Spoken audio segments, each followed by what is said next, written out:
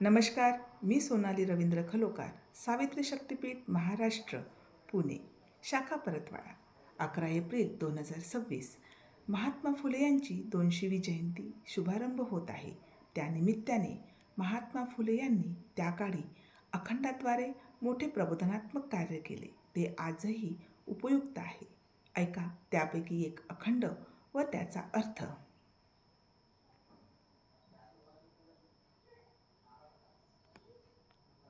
सत्य निर्मिकास शोधल्या वाचून, थोटांडे कल्पून ग्रंथ केले.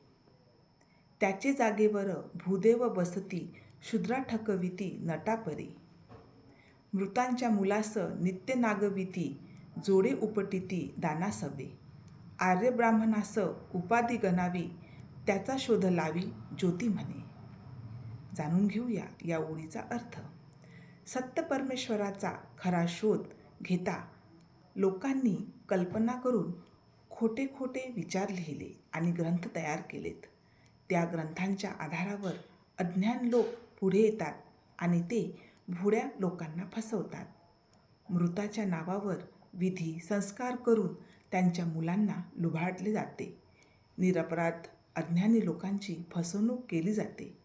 खरे ज्ञानी यांनी या चुकीच्या प्रथांचा उपाय शोधला पाहिजे आणि सत्याचा शोध घेतला पाहिजे, असे ज्योतिबा सांगतात. एकूण आशय असा की लोकांनी सत्याचा शोध न घेता अंधश्रद्धा आणि खोट्या कल्पनांवर विश्वास ठेवला आहे. त्यामुळे अज्ञान लोक समाजाची फसवणूक करतात. यावर उपाय म्हणजे सत्याचा शोध घेणे आणि चुकीच्या प्रथा थांबविणे.